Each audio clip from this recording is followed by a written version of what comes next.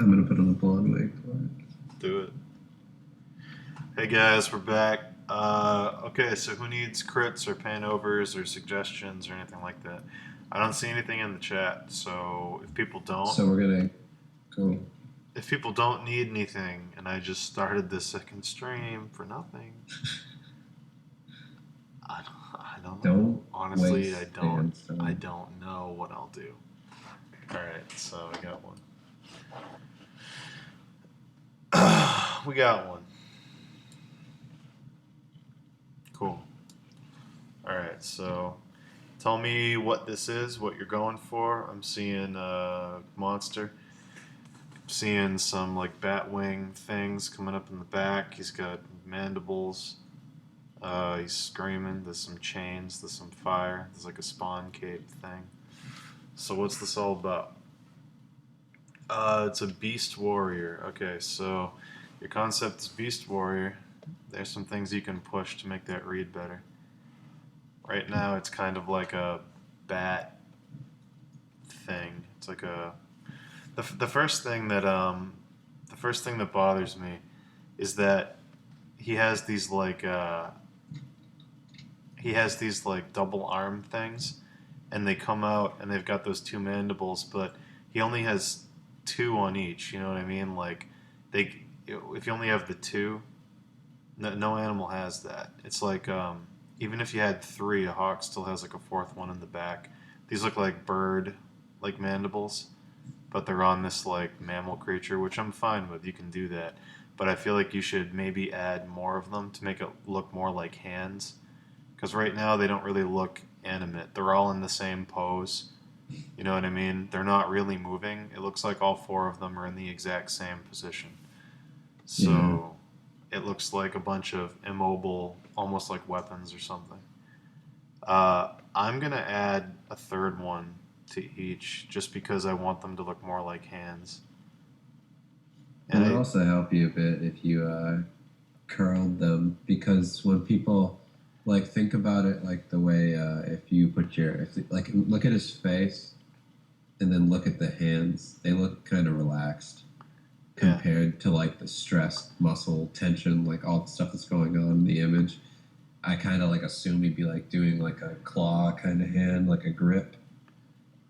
Like you might want to do that too, because that kind of looks a bit weird. Like it's really loose in the hands, but really tense everywhere else. Yeah, the negative shape of all of the claws is exactly the same.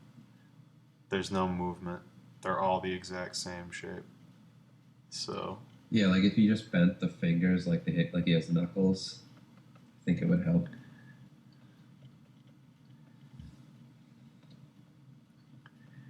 I'm also gonna, the area that would be the wrist, I'm gonna beef that up a bit. Just to make it look like they're more powerful, because they're kind of thin too. Like if it's a bird leg and it's supposed to be like, dainty, and it's like a light creature, like a lightweight kind of thing, that's one thing. But if you're going for like, if you said your concept was Beast Warrior, and you want them to be like this impressive, big, scary thing, then I think the arms are going to need a little more weight to convey that.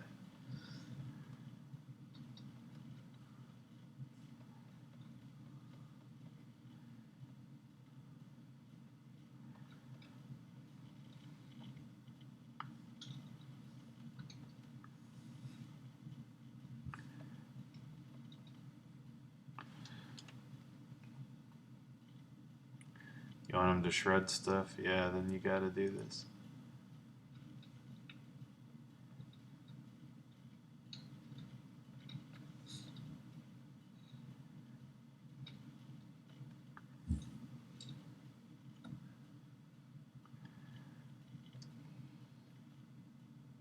So I changed the one on the front, just did some rough basic stuff.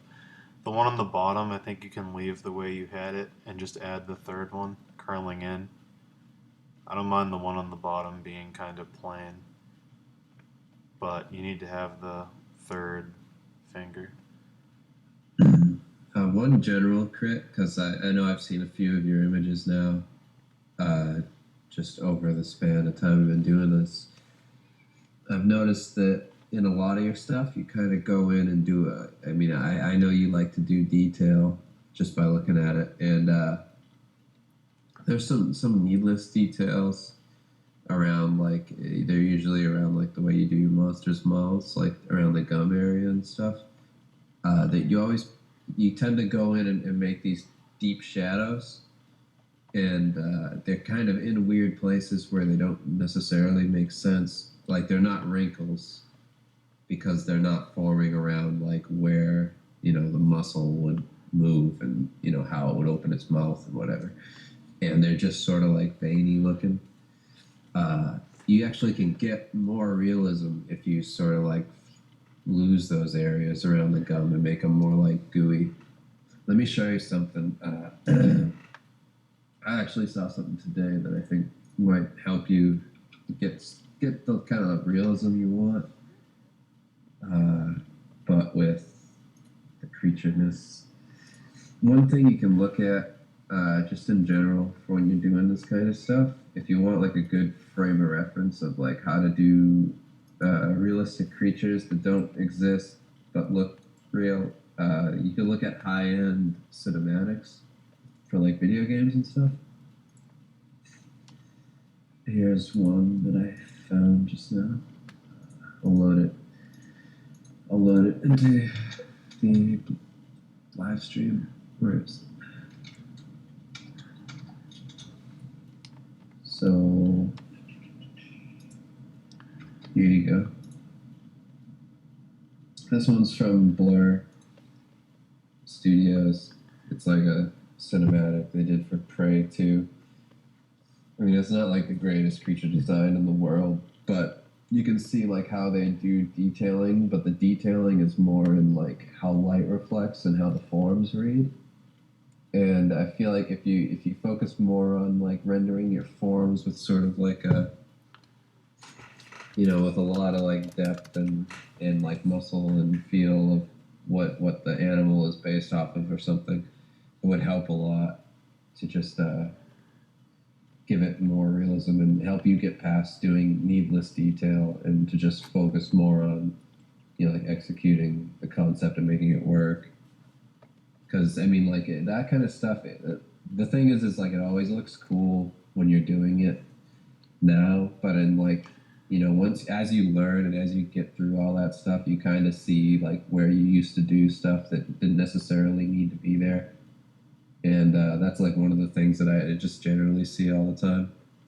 And it's really easy to do that because it's one of the things where it's like once you get past the drawing, you're just like, all right, I want to get in there and just render and do crazy stuff and make it look all detailed and gross and but yeah, it just kind of seems like you get a little carried away, but just that you can sell your concept a lot more when you do less of that stuff and actually look at like animals and shit to actually like back it up. Yeah. One thing I'm doing now, I just realized the things wrapped around his arms were chains. I thought they were gauntlets. They don't read as chains because you have them literally piled on top of each other, one by one by one by one, as if they were ribbons. Chains are thick and they're made of metal and they don't wrap around things that way. You have to like actually show the weight, and there should be the chains on top are going to be risen higher than the other chains below them, so this is going to be a lot more irregular of a shape, and you're going to have to show the chains diagonally. They can't all be up and down. You have to make it a little more chaotic than that for it to read as something wrapping around the dude. I also, in the background arms, I added, some negative reads of the chains coming down off the dude's arm as like silhouettes. Lose those. Just have them enough that you can read that they're chains with light coming through them. I know you have the chain brush because I can see that you're using it, so that should make this easy. Obviously, don't just stick to that. You got to render them out once you're done using it, but it's a good place to start. So I did that. I would get rid of that honeycomb texture you got on the cape. It doesn't make any sense. There's like no I didn't even point for it. see that. Yeah, that makes no sense. It just looks really weird and out of place. Like he has a print on his shirt or something. Yeah, just get rid of it. because it doesn't suit the genre at all. Like I just always associate that stuff with sci-fi and whatever. It's all. I mean, it's overused in sci-fi, like to death. Yeah. But I would just, on a creature like this, it doesn't make any sense. There's like I just noticed you have like a little buckle kind of thing that the cape is attached to, but it's totally in shadow and it's hugging the horn. I would bring that out into the light a bit and give it some weight and actually have the cape wrap around that shoulder. If you Yeah, brought because the buckle wraps around the neck and it'll go yeah, around to the other side. plus it'll catch light and it'll be a contrast to the fur because it'll be an inorganic thing. You can put, I see you put like little carvings in it and stuff. That's cool. Just bring it out to a point where we're actually going to see it. And you can have the cast shadow going across it from the horn, and that'll look cool. It'll give it more depth. But yeah, get rid of that one back there and bring it out more into the actual shoulder. Yeah, I have the same critique in general. Like the thing I said about the gums and the crazy detailing and stuff. Like I said before, I mean it's like you're painting with lines instead of painting with shapes and forms. It's more of like a it's like you draw in pencil a lot, so it's like you're Yeah. drawing in pencil again when you paint. Like you're not rendering the skin and the muscles on this guy like a ripped dude. You're rendering them like Freddy's face. And Yeah, like that's the not vein and stuff that pops out all the way everywhere. Like a vein might pop out in a couple places, like where it's tensed up and there's less skin, where the skin is like stretched against the muscle, but it will fade away, where the muscle goes back in, underneath another muscle and stuff like that. So it won't always be like, like it won't always be just on the very peak of everything, constantly tense like that because it looks a bit weird, with everything being the same general level of detail. I mean, I see that you are losing stuff, and I see that, but you're doing like all the individual hairs and stuff, like you're scribbling the hairs on. You want to imply hair in clumps, like we talked about before with your other creature, which is just do like a couple strands at the end where it just catches the highlights. Like look at high res photos of like a girl's hair and stuff, or like animal hair, or whatever you can find of long hair on a creature, and look how it reacts in the light, and try and study that because you can do a lot with just a soft round brush, a couple clump looking brushes, and then just some fine brushes at the very end to make it just look like there's little fine hairs in there, but the illusion is that it's this big, chunky, furry thing. yeah. Yeah, it's a like what we were talking about the other day. We've said it on here before. Is like it's a difference between working hard and working smart. Where it's like you're doing tons of work, doing all these little tiny details all over the place, and it takes forever. But you could get a better result doing less, but putting the right marks in the right places. Yeah. And like you've got these horns here twisting and curling, kind of like a unicorn horn thing at the side. Like you can leave the detail in that sort of thing, like not as stark with the way you have the values, but like areas like that, save that for detail. Save like the edge of like the frontmost claw, or like one of the chains, or the dude's face. Have those be more detailed than the rest, but start losing things as you get away from what's important. And I'm noticing like this thing doesn't have eyes, but the place you put the highlight on the face reads as an eye. If you back away from the image and look at it, it looks like he's got a little tiny glowing white eye. And like I don't know if that was intentional. I don't know if you put the highlight there to read as an eye, but it reads as a glowing eye. So you got to be careful of that. If it's intentional, then fine. But I'm assuming it's not.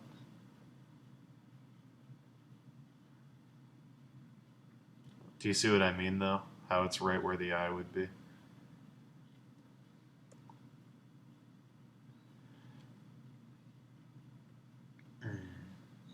There are all sorts of guys who do real models too that you can look at that I think will help you, you know, figure out how to do like all the texturing stuff. Trying to find it.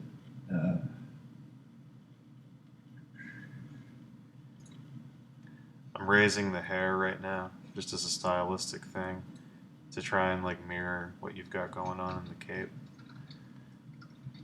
And because I'm thinking of like how high like a warthog, like the hair will grow on the back of one of those things, and that kind of mohawkish thing. So I'm just raising it up, making it look a little more feral. The higher the hair, the more you can do with it. The more you can do with it, the more unkempt it's gonna look. The more unkempt it looks, the more it's gonna look like this thing's like some sort of beast as opposed to a civilized thing. You know?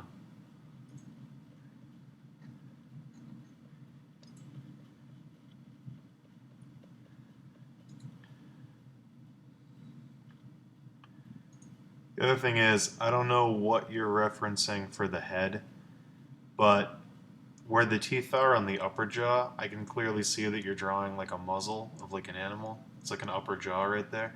Then there's this weird skin thing that comes down and around, and there's no lower jaw, and it just becomes like an orb. Like it's kind of strange. It just loses form completely there. Like there should be a jaw here. You know, like I don't see any evidence of a skeleton other than that upper jaw, and it's kind of weird. Like there should be other hints of an underlying form, you know, like what I'm starting to paint in now. Other hints of like, you know, look at like a I'd say for this, look at like a baboon skull. Look at like some crazy angry looking ape. Look at a skull like that and try to bring in some back of the jawbone kind of looking stuff over here just to get rid of that weird roundness, because it goes from like, you know, it's a beast with a jawbone and it's, you know, built on muscles and things, and it turns into like this is just a slug and there's no real form, and it's kind of weird. So like interrupting that weird sudden roundness, because nothing else in him is round, you know what I mean, so it jumps out. It's not a design that's repeated anywhere, so it alienates itself.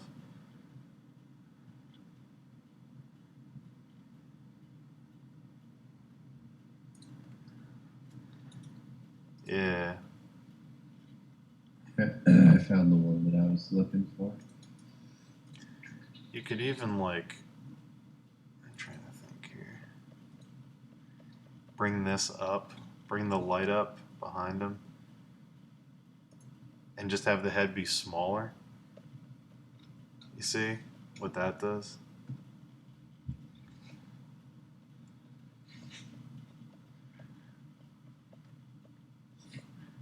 Just as an aside, I dropped a link to a guy who does casts and and does like masks and stuff for movies, just to have like a perspective on how to do like the texturing kind of things and make it look kind of realistic.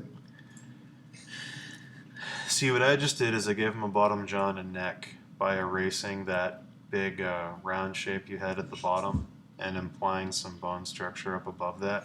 So I'm gonna turn the layer on and off, and I want you to take a look at how much more predatory it looks when you show the neck and the jaw. Even as weird as they look now, I mean, you can change them to fit whatever you want, but I'm just gonna turn these on and off real quick so you can see. See how it looks more like he's sticking his neck out and screaming, and it's less fat. You know, like it looks more ripped in the face, more muscular, more built on like a skeleton and a muscle structure, and not just like a round thing. Looks like he's actually sticking his neck out.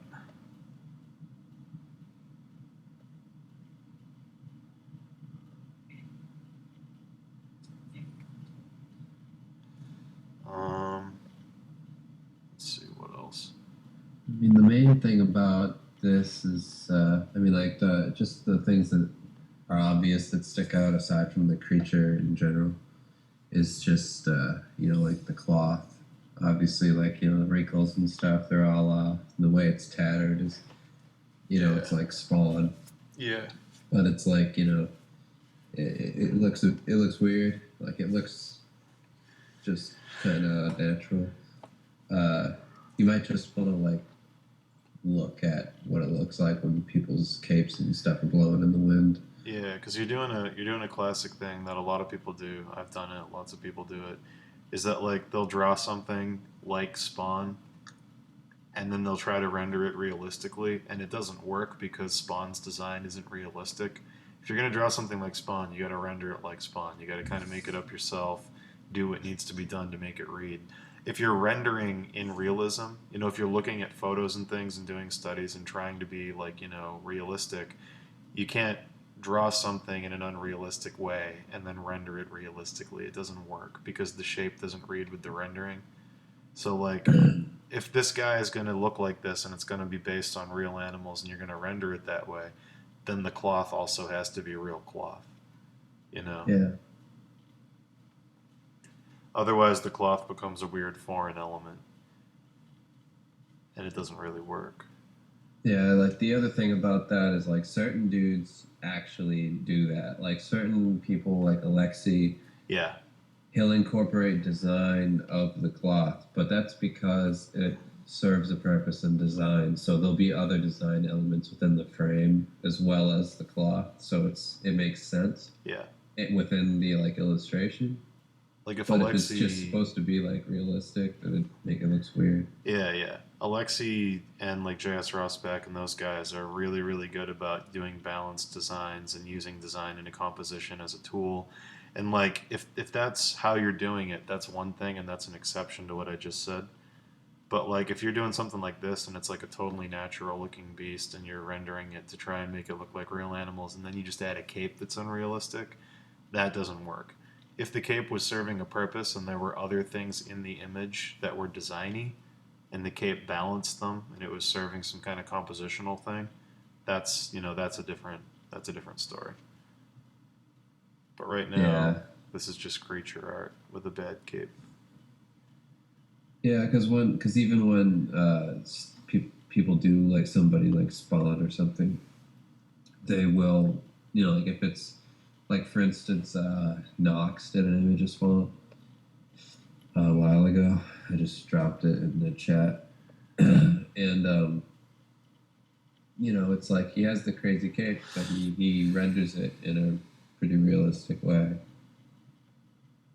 You know, so it's like you need to find some sort of way to bring your cloth Weird. up to some level that you're trying to, like sell the idea that it's a cape, or is it a design element, or is it living? Is it what is it? That link didn't work.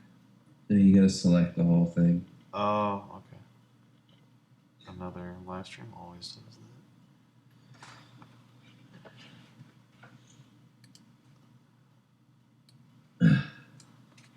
Yeah, I wanted to look at that. But yeah, I mean that's basically what I'm seeing in terms of a crit. Basic stuff would be to like, on the background with the lightning, don't define it so much. It's not the focus, so you can lose a lot in that. You can put it, like coming out of a cloud or partly through a cloud or something. Or you can fog it out quite a bit. It doesn't need to be so sharp. Uh, in general, that goes for like the whole background. Yeah. But yeah, hopefully I'll turn both of the layers on and off now. So this is what it was when you sent it. Here's where we took it.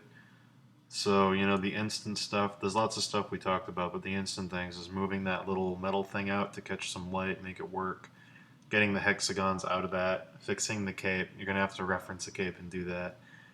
Raising the hair on it is going to make it look more angry, more feral, more like a wild animal.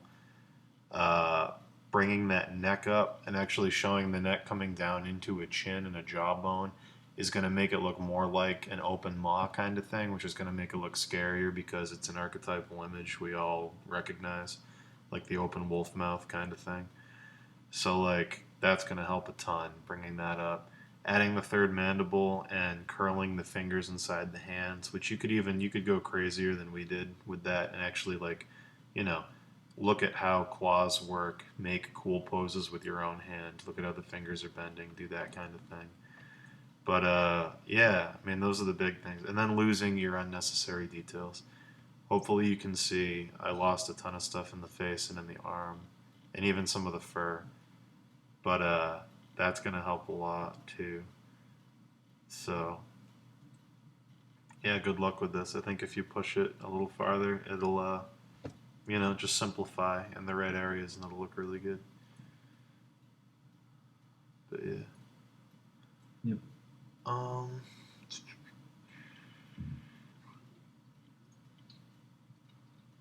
right, we had another crit for Natanimation, which is right here. It's an environment piece. Natanimation, before I begin, I need you to tell me what exactly you're going for so I don't do anything wrong with your concept. What I'm seeing is a dude wearing a cloak with a beard with what looks like a raven or something standing on top of it. And he's standing on like a hill. There's a bridge, it looks like, with like a tower that's shaped kind of like a spear. And it's going into a mountain in the background. Is that what this is? And then there's some kind of thing with a bunch of like arcs coming out of it on the far left. I don't know what that is. So yeah, I'm going to start painting basic things, and you tell me what the concept is for this illustration so I can help you push it. So the first thing is that the anatomy of the guy and the idea that he's wearing a hood are lost because the rendering doesn't express that. So the negative read of the dude isn't a dude. If you look at people that wear cloaks, they're form-fitting, you know. They hang in certain places. He'd be much taller than you have him here if his arm is that long. His hand would also be a lot bigger if it's coming towards us and his head's as big as it is.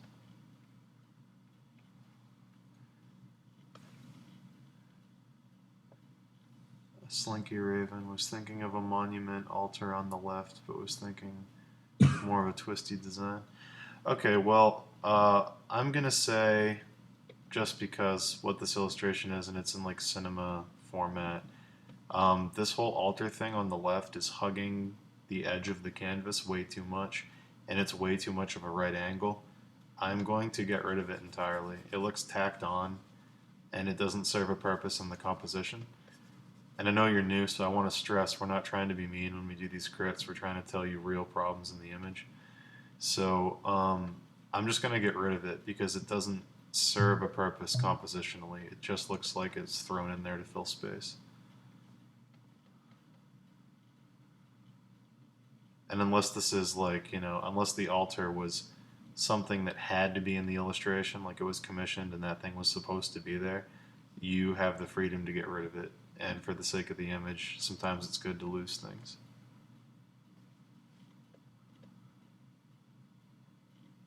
So, in terms of the negative read of the Raven, if you want it on his head, see right now it's on his head, and I don't know if you want to do that. I think having it on his shoulder might be more effective, and having him turn his head towards it like he's talking to it. That would make more of a narrative, because right now there's no narrative, it's just silhouette.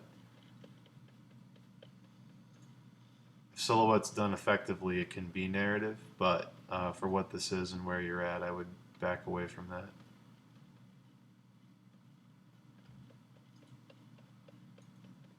So, tell iTunes I don't want an update. Okay. So I'm going to turn the guy's head towards us by moving the cloak thing over. So he's going to be kind of looking over his shoulder. And I'm not sure where the light is. It looks like the sun might be setting. The way you have the light on the guy right now, it looks like the sun's pretty low in the sky. He's pretty much entirely in shadow. I'm going to move the guy's nose into the middle here of that shadow because he's going to be turning his head. It's going to be catching some rim light on the side of his face. So there's his mustache, there's his nose, there's his eyebrow kind of thing. And then the other side of the hood over here. And yeah, this is something where I would recommend for a pose like this, and the guy's turning his face 3/4, and there's a hood involved with drapery. I would highly recommend just having one of your friends, even if they don't have a beard, have them put a hoodie on and actually do this pose and take a photo just so you can see the basic structure of how this is going to work. You can tack a beard on after the fact because that's going to be complex. And everybody has hoodies, so there's no excuse. So one big thing you want to stress with this, because it's silhouette and because it's an environment, is atmospheric perspective. That's how this image is going to read with distance. So what I mean by that is that mountain, the base of it, is as dark as the light in his arm. And that doesn't work. That means it's a small hill that's right next to him, you know, because air is full of gas. And the farther things recede, the more grayed out they become. So I'm going to take some of this blue you have in the background. I'm going to start to lose some of this mountain.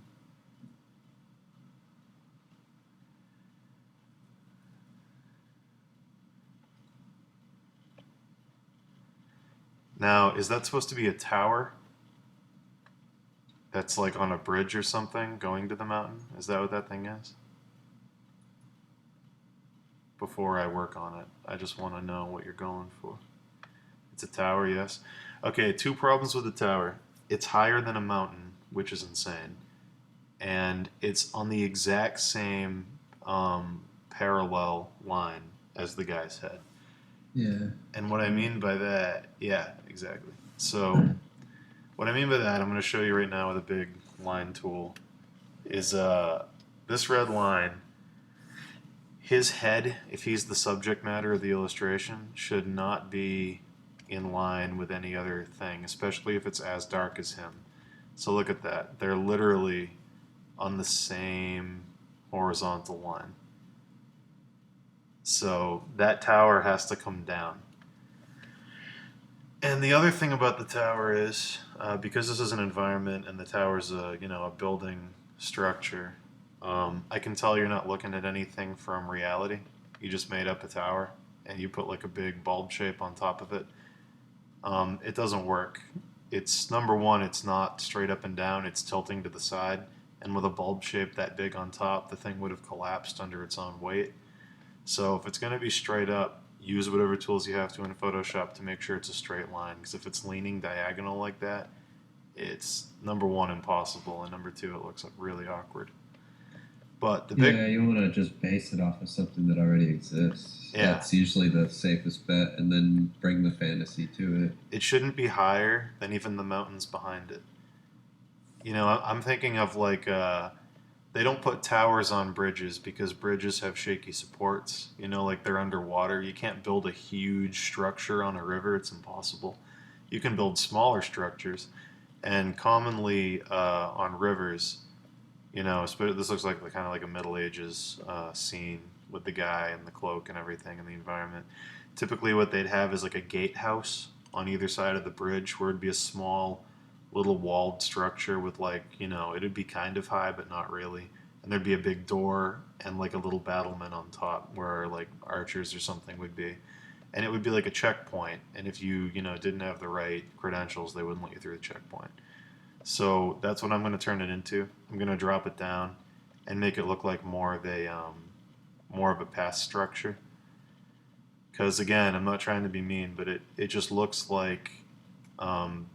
looks like panic. Where what I mean by that is like the image is empty. What can I do to fill it up? Let's add a tower. Let's add an altar. You know, let's keep adding things. Let's add a raven on top of the guy. And you want to get away from that. You want to do a few things rendered correctly and be confident, and not a bunch of things rendered poorly for the Yeah, sake and of. it has to serve a composition. Yeah, you have to think about composition.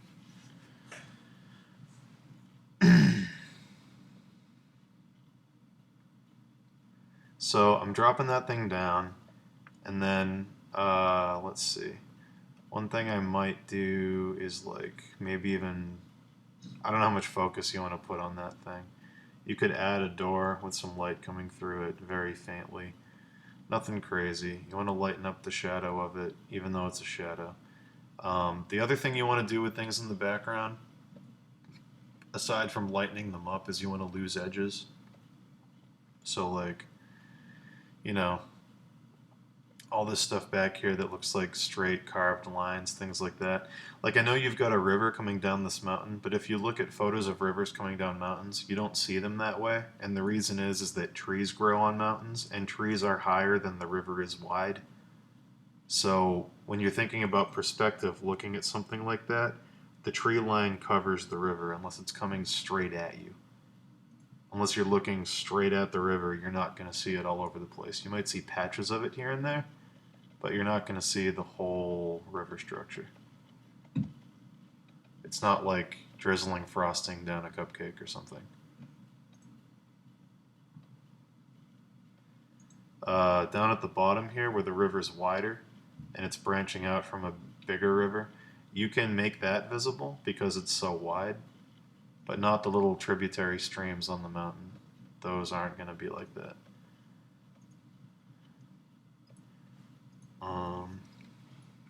Let's see. Is the guy doing some kind of magic or something? I see like light on his hand.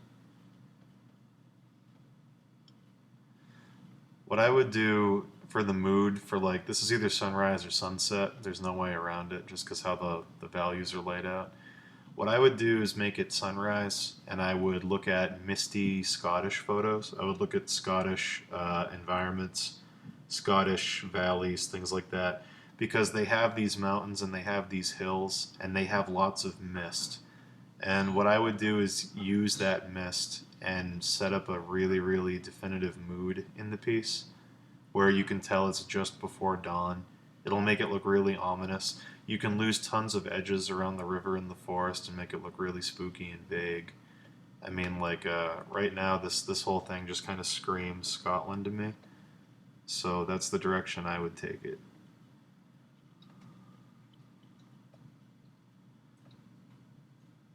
The other thing I want to watch out for is I just noticed this one river that you have on top of that split tributary is parallel to the bridge. And that doesn't work because mountains don't slope horizontally. They slope vertically. So you'd have to bring it down like this.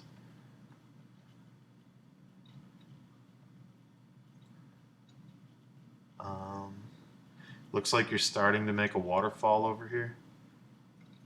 I wouldn't do that just because you don't leave enough room to show the terrain near the waterfall. I would just keep it a river and maybe add some rocks in it. Don't start curving it off the canvas though, because it's really awkward to suddenly just throw in that bend and not give us the waterfall. Just make it a river and put some rocks in it.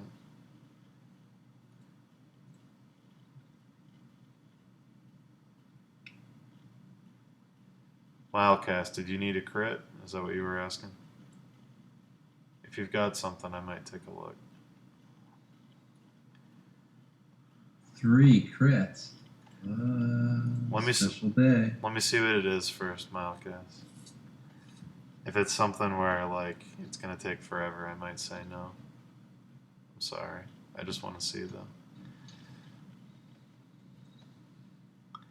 Yeah, I'm gonna call this crit done in a minute just because I don't have time to do everything. But yeah, fog that up. Lose that background, define the hills in the background more, you know. Make sure things in front of other things are darker, so really make that tower pop against the mountains that it's in front of. In terms of the guy and the raven, um, have the raven on his shoulder, like I'm blocking in now. It'll be catching light from, you know, the sunrise. You can have the tail down here. You can have the silhouette of the bird's head on the guy's shoulder. Um, you can use the hood to mimic a bird's head, like in Assassin's Creed. No, I'm just kidding. Sorry. Uh, it's like he's a hawk. No, Well, he is an assassin's. he is an Ezio. So,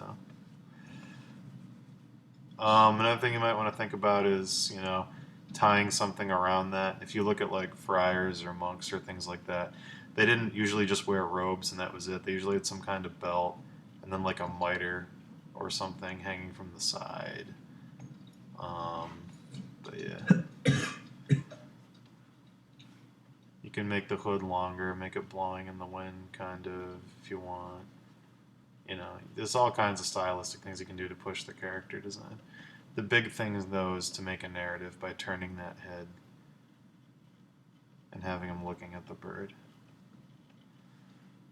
And then, if it's going to be foggy, make sure you put some fog behind him because he's kind of disappearing into the environment he's standing in. So if you go for the foggy morning thing, you can put some fog on this hill he's actually standing on, in between these trees, and it's going to make him pop forward more because he is being lost right now into the background. You have to pop him out more.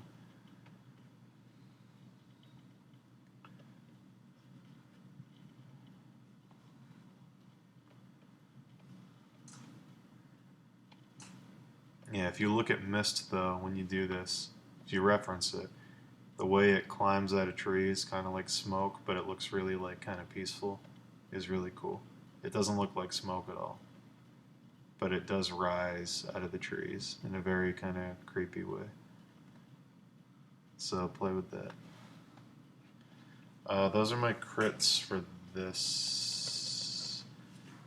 If you make these changes and you want more direction on it, you know, feel free. And then the color, we didn't touch the color, but we'll do that later. You got to fix the composition and the values first. But yeah. So anyway, so here's what it was. Here's what it is.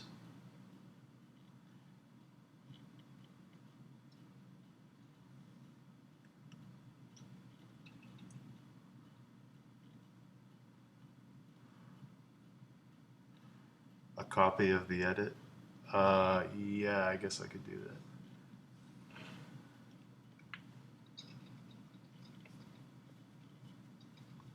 Let me look at Milecas' image first.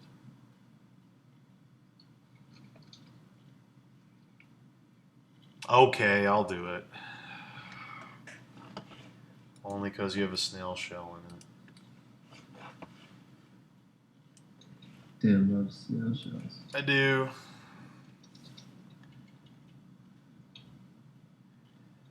Alright, so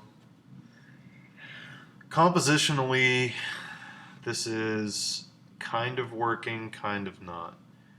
And the reason why is that I can tell you're planning things and putting things in specific places for reasons. But the other thing you're doing is you're not placing them.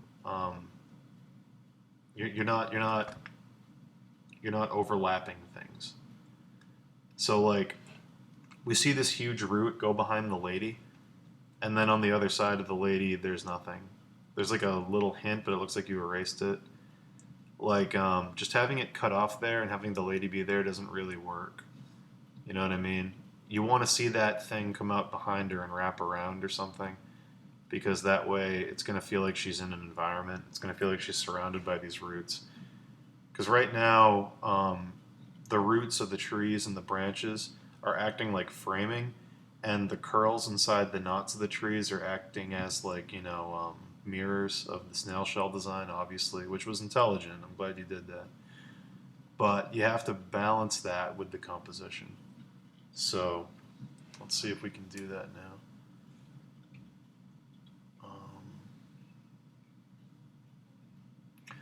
See, you've got so many repeating spirals in terms of what you're doing with the design in this piece that the composition itself should have been designed on a spiral. It hasn't been. It's been designed on thirds, I think, from where her and the dragonfly are. But you could, with some minor changes, design this on a spiral. I'm going to see if I can pull that off. I'm not sure if I'll be able to, but I'm going to try.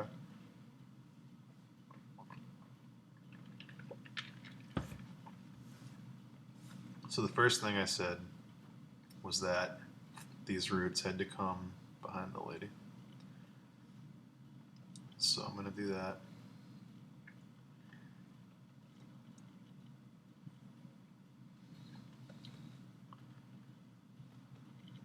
I see you're making this like, is this supposed to be like the trail that she's leaving? Like a slug leaves or something?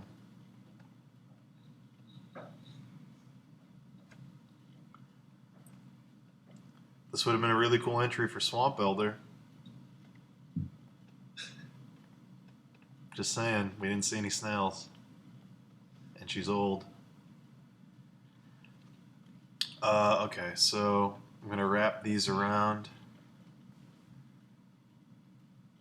Oh, it's the second version? This is for Swamp Elder?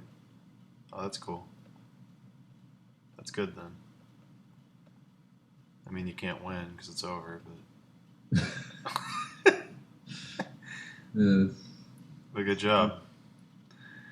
I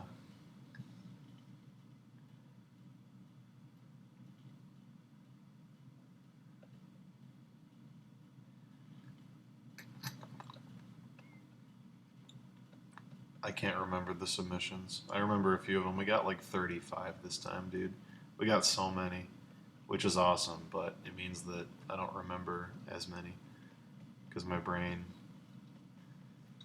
it's just like there's so many things on the same topic. And a lot of them were the exact same thing.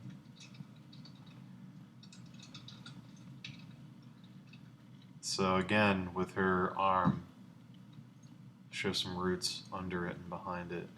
And this ground for this like rooty kind of ground, like it looks way too much that it's just like flat mud. There's no like texture in the ground itself. You know, if there's trees here, I see there's mushrooms growing on the trees. So why can't there be mushrooms growing on the ground? Why can't there be moss? Why can't there be dead leaves? Things like that, you know? It just doesn't really work because the ground is so clean.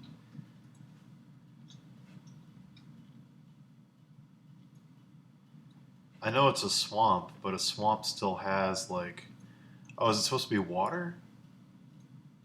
Oh, it's supposed to be water. Okay, yeah, okay, it doesn't read as water. It reads as mud. Okay. Alright. Don't worry, we'll get there.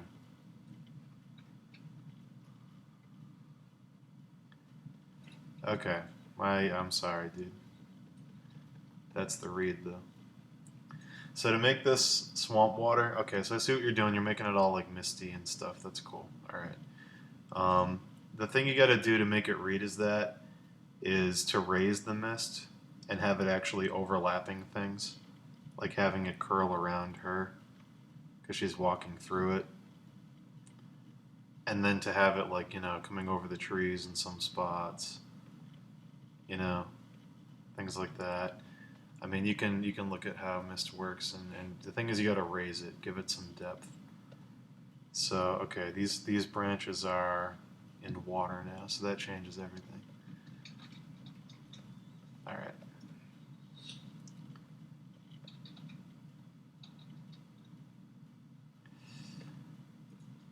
And then the other thing you got to do, if this is swampy water, is add patches of gross swamp kind of like grass around the bottoms of the trees.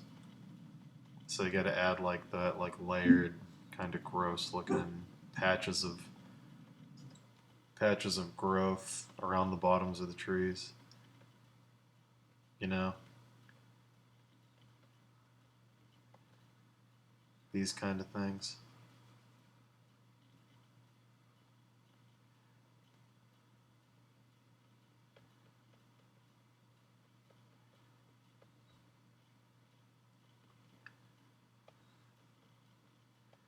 They can have mushrooms on them. They can have whatever you want on them. But this will make it look like there's like, you know, some growth.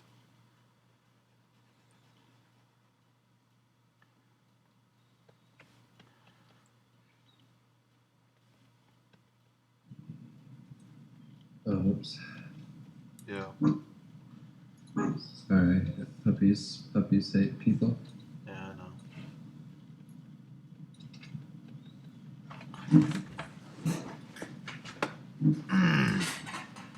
So, yeah, I'm adding some just like clumps of gross grass that are sticking above the water. The big thing that I want you to do, because you've added this cool compositional element of the dragonfly, and it's catching light, and it's looking really cool, is to place that somewhere that works. Because right now it's just kind of like in the middle of nowhere, hugging the tree. If you put it like here, or like right there, or even here, you know, anywhere active, anywhere where it's intersecting something, so you can tell that it's flying. Because that's the key to making it look like it's flying, is to make it interacting with another shape. If it's intercepting something, if it's cropping something out, it's moving. You can tell it's clearly in the air because it's above the roots. You know what I mean?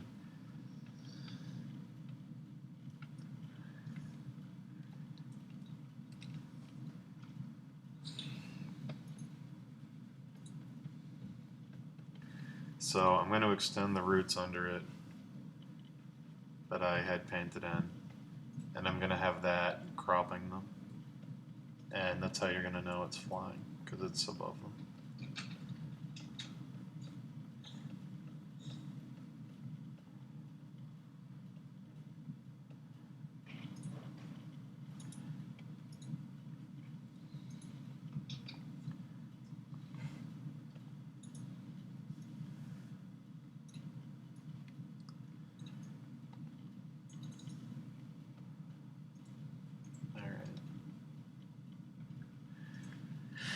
All right, so let's see.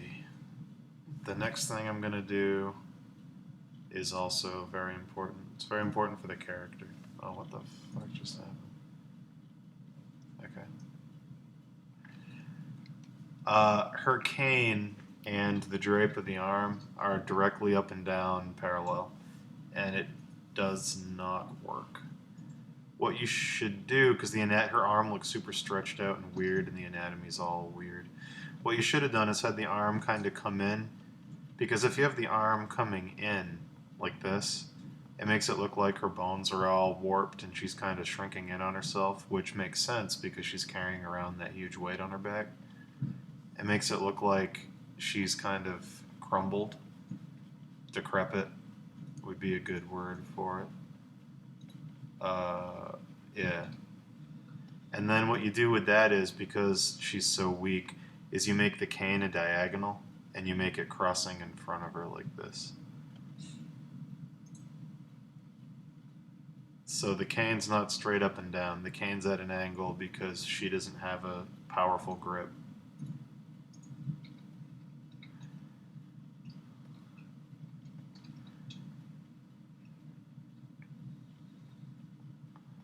And then you can have her sleeve coming down as far as you like. I wouldn't bring it all the way down to the root because it's higher than the other arm. I'd bring it down to like, probably here.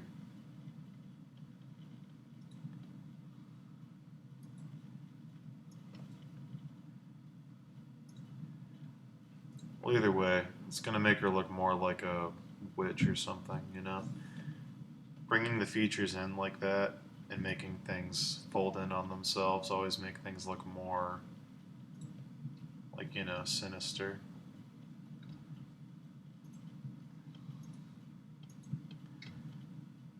But yeah, it just works better. The other thing is her other hand isn't doing anything. It's just like there and it's limp. I would maybe bring the finger out like this. You know, show the fingers doing something.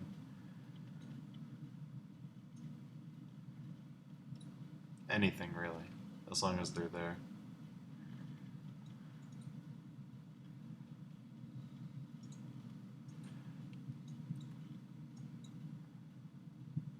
It's supposed to be picking up her robe. It doesn't read that way.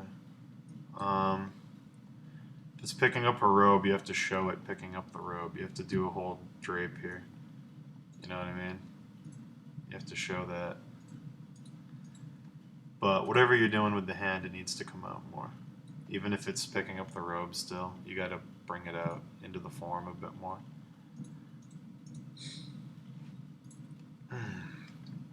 The other thing I'd do, because this is a snail shell and she's, you know, under it, is I would make her body conform to how a slug's would to make that read more powerful.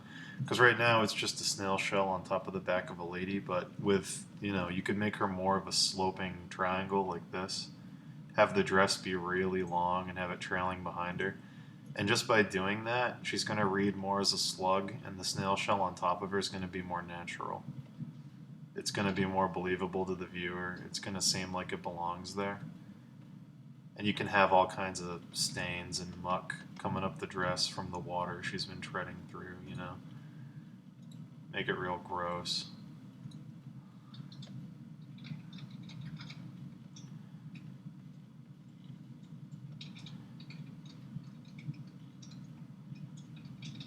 See, because now it's gonna look like, now it's gonna mirror not completely, but it's at least gonna kind of mirror how a slug's body works.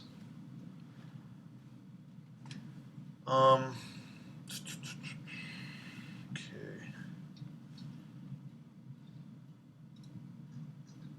Oh, there's another thing. Sorry, man. I want this illustration to work so bad. I'm just gonna keep going.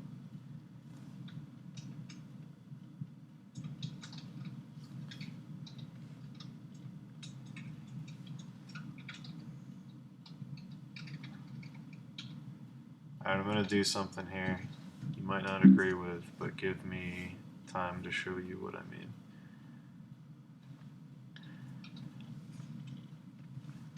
I'm gonna slide the shell down her back a bit further, and then I'm going to there's a perspective issue that you're not addressing. The way you had it before, her head was poking out from under the shell, but part of her hair was coming up over it, and that doesn't work.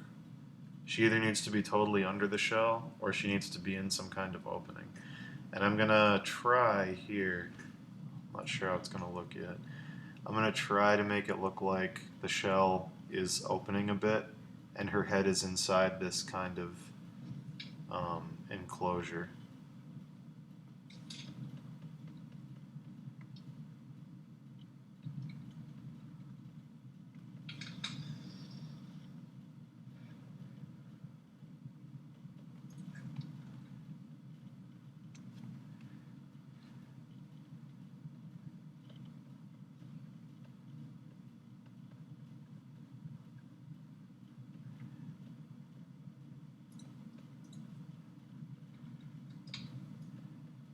So showing this wrap around of the shell is going to be what's key for this. Making it wider on the far side. Don't be afraid to skew the reference of what the shell's doing to satisfy any awkwardness in the pose.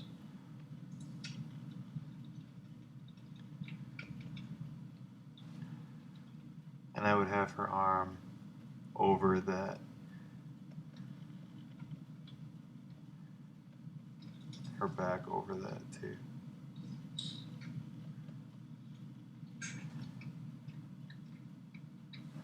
Well, I mean, just change it in little ways, you know?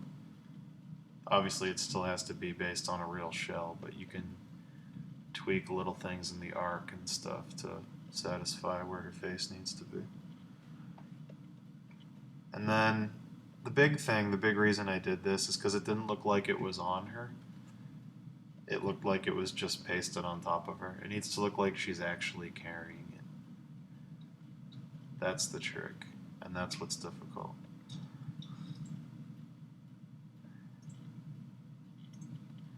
So little things like, you know, a cast shadow from it in certain places, you know, that's going to be important.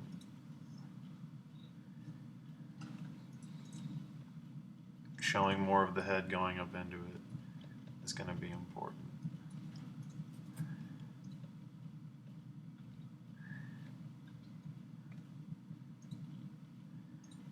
Changing these rings a little bit to wrap around the way the arc we just made is going to be important.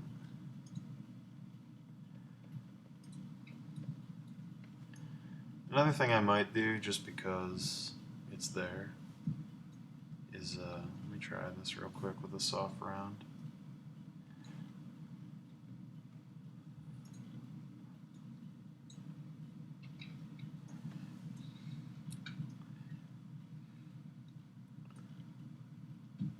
Might give a little bit of a glow to the dragonfly. I almost might give it the same kind of glow of like a light bug to make it pop more. Like a warm glow.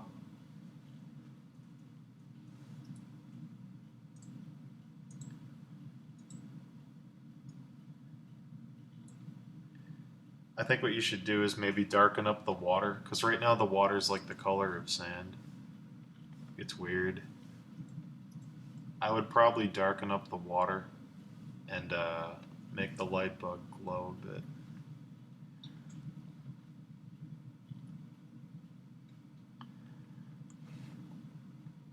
So, real quick here.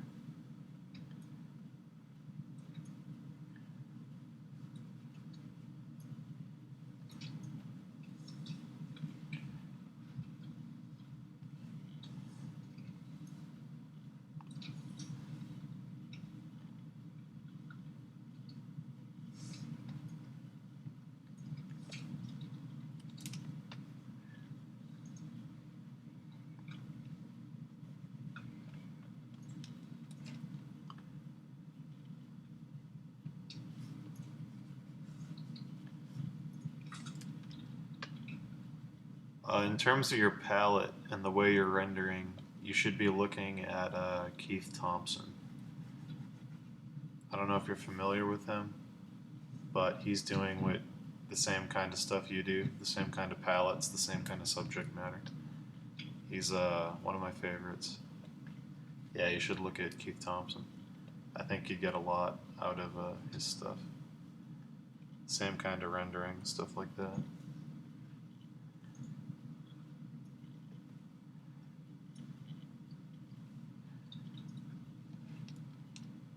So, yeah, those are my big crits for this. I'm gonna stop.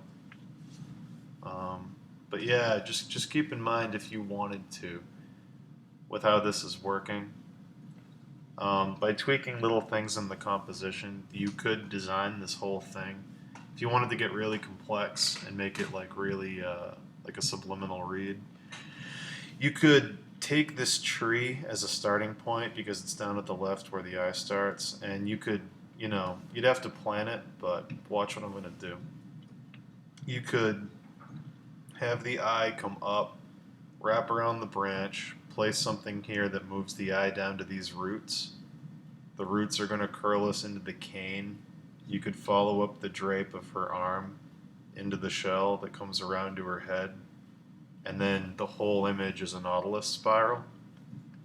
It's a really cool underlying kind of compositional skeleton. that would be really, really interesting to pull off. So if you just had a twig coming out of this branch right here that moved the eye down, you could really start to push this underlying spiral. And then, of course, the subject matter, which for me isn't her, it's the dragonfly.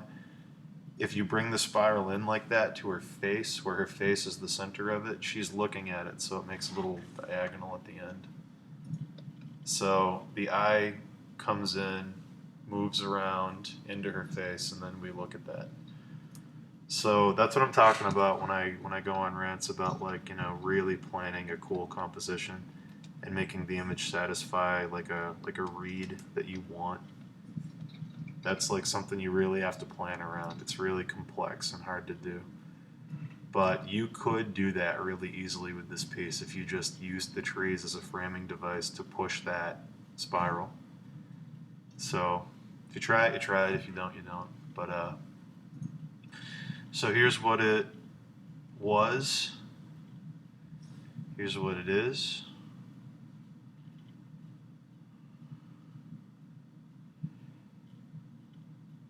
But yeah.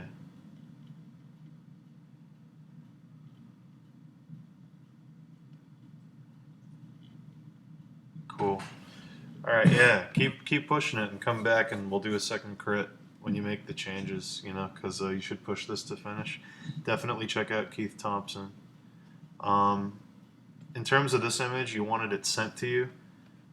What I'm going to do is I'm going to put it on my screen, and I'm going to let you screen cap it, because that's faster than me emailing it to you.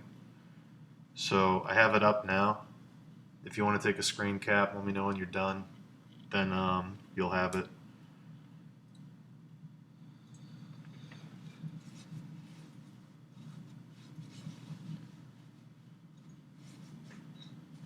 Yeah, you can try that.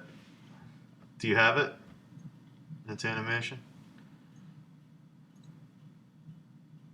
Alright, cool.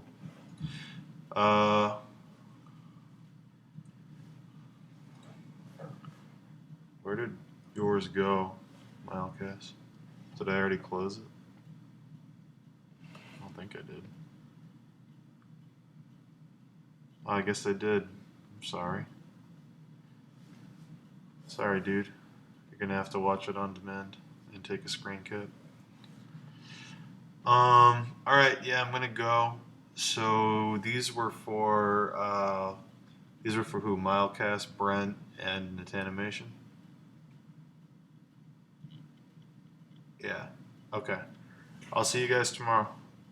I'll be streaming a ton tomorrow. So I'll see you guys. Bye.